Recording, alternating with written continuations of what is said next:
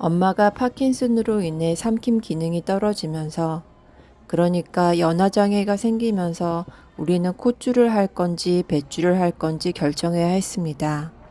입으로 수분과 음식 섭취가 어려워지면서 부득불 하나를 선택해야 했는데, 처음엔 입으로 식사를 하지 못하는 것에 대해 저나 엄마나 받아들이기가 무척 힘들었어요.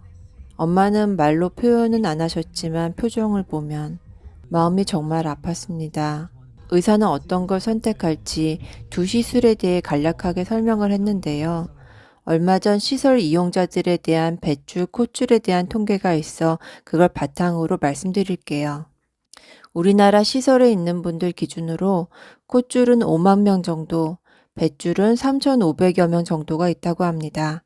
차이가 많이 나죠?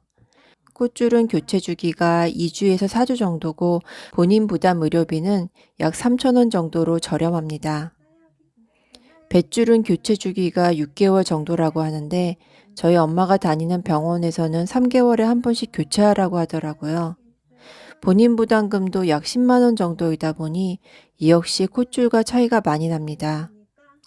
부작용 측면에서 보면 콧줄은 환자가 고통을 많이 느끼고 그 고통의 줄을 빼내다가 다치는 경우가 있고 음식이 폐로 역류하면 폐렴의 위험성도 있다고 합니다. 뱃줄은 문제가 생기면 보호자가 바로 응급실에 모셔와야 되는데 이 부분이 콧줄과 다른 점입니다. 콧줄은 빠지면 그냥 삽입하면 되는데 뱃줄은 반드시 응급실에 가야 되는 거죠.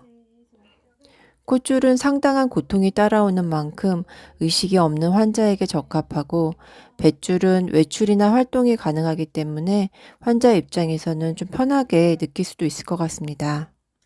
장기간 영양 공급이 필요할 경우엔 뱃줄이 더 맞는 거죠. 한국에선 연로하고 아프면 시설을 이용하는 경우가 많고 시설에선 관리하기 편한 콧줄을 대부분 사용하기 때문에 우리나라엔 콧줄 환자가 훨씬 많다고 하네요. 선택 시 콧줄과 뱃줄의 장단점과 여러 방면을 잘 살펴보시고 정하시는 게 좋을 것 같습니다. 저희 가족은 엄마가 좀 더 활동이 편하고 고통이 없다는 뱃줄, 그러니까 위로줄을 선택했습니다. 그 이후에 뱃줄이 빠지고 약으로 막히고 물이 새고 살이 붓고 해서 응급실을 많이 왔다 갔다 했지만 그냥 엄마가 고통을 덜 느낀다는 부분에 큰 후회는 없습니다. 근데 배출을 하는 사람이 적어서일까요? 관련된 용품 찾기가 어렵네요. 배출을 고정시키는 벨트도 마땅한 게 없어서 직접 제작하게 되었습니다. 먼저 산모복대 큰 사이즈를 구입해요. 그래야 벨트 2개가 나올 수 있거든요. 높이는 10에서 15cm 정도 만들 거예요.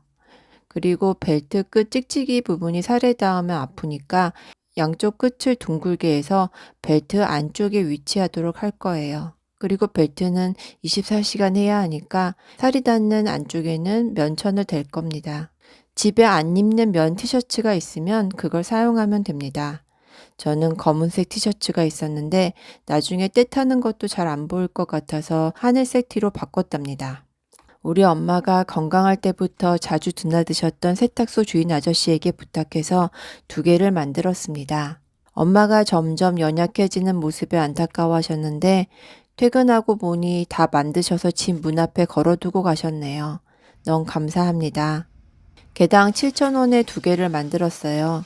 산모복대가 아주 튼튼하지도 않고 경관식을 하게 되면 식사나 소독 시 벨트를 자주 풀러야 돼서 찍찍이 접착력이 금방 안 좋아지더라고요. 오늘은 콧줄과 뱃줄에 대해서 그리고 제가 만드는 벨트에 대해 말씀드렸는데요. 고민하고 계시는 누군가에게 도움이 되셨으면 좋겠습니다. 오늘도 평안한 하루 되시길 바랍니다.